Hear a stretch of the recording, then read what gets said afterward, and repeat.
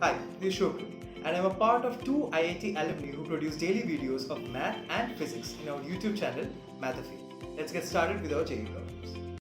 So for today's class, we have got three very special problems involved in the chapter Properties of Triangles.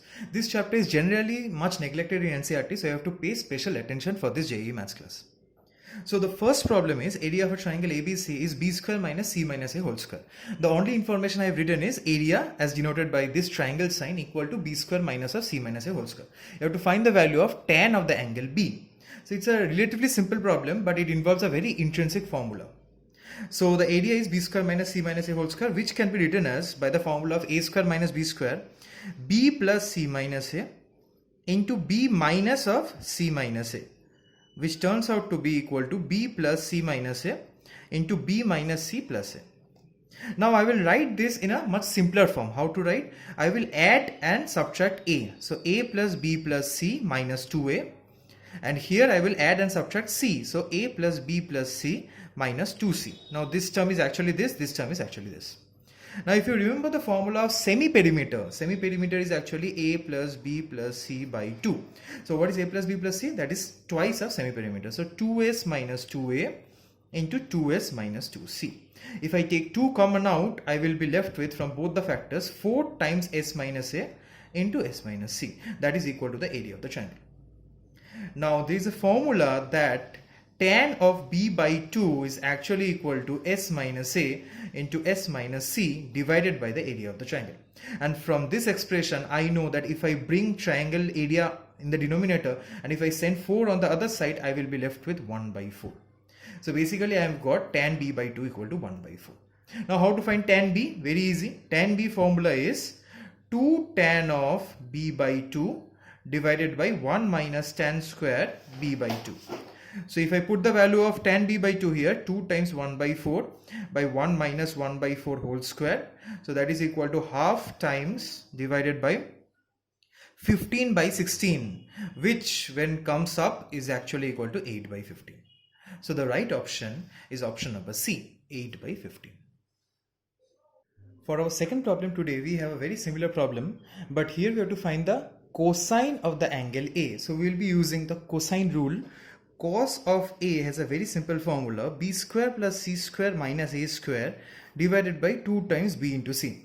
Similarly, cos of B will be equal to a square plus c square minus b square divided by 2 into a into c. So you see the pattern, whichever angle you have to find out, it will be in the negative side and that will not be present in the denominator, the side. So anyway, we have a ratio of sides given as b plus c by 11 equal to c plus a by 12 equal to a plus b by 13. And I will consider this to be equal to a constant k by ratio and proportion. So what will be b plus c? That will be equal to 11k. C plus a, that will be equal to 12k. And finally a plus b, that will be equal to 13k. Now the quickest way to solve this three equations is to add all the equations on the left hand side and the right hand side. So I will be left with 2 times a plus b plus c equal to 36k. So what will be a plus b plus c? That will be equal to 18k. Now in order to find out each of the variable, I have to subtract these equations from the fourth equation. That is the final equation what we have got. So subtracting the first equation, I will be getting the value of a as 7k. Now if I put this value of a in this equation, I will be getting b as 6k in the third equation. If I put the value of b in the first equation, I will be getting c as 5k. So what we have got here is a equal to 7k, b equal to 6k and c equal to 5k. Now in order to find cos of a, it's a very simple formula. B square plus c square minus a square by 2 times b into c. So let us put the values. So I have got b as 6. So that is 36 plus c square is 25 minus a square is 49 divided by twice of b into c. So 6 into 5, that is 30. I have deliberately cancelled out k square and k square from the numerator and the denominator. So what we have got is 36 plus 25 minus 49, that is equal to, what is 6, 56, 61. 61 minus 49 is nothing but equal to 12 by 2 times 30. So that is equal to 6 and that is equal to 1 by 5. So the right option is option number A, 1 by 5. For the third problem of the day, we have A and B both positive angles, A plus B equal to pi by 3, you have to find the maximum value of the product tan A and tan B. So I will do it using a very simple trick in differentiation where we will be learning about maxima and minima. So I will be using maxima and minima in this case. I will consider the product of tan A tan B as f of A comma B, that is equal to tan A tan B. Now I don't want to work with two variables. So what will I do? I will substitute one of the variables in the term of another variable. So I will be left with only one variable. Here B equal to pi by 3 minus A. So I have got the function in only one variable, tan A tan pi by 3 minus A. Now what to do? If you remember maxima and minima in differentiation, I have to differentiate this function and put that equal to 0. So if I differentiate the function, what will I be left with? I will be left with sec square A tan of pi by 3 minus A minus tan A into sec square pi by 3 minus A by using uv method. I have used u into v method in this form of differentiation, equal to 0. Now sec square A is nothing but 1 by cos square A. Tan of pi by 3 minus A is sine of pi by 3 minus A by cos of pi by 3 minus A.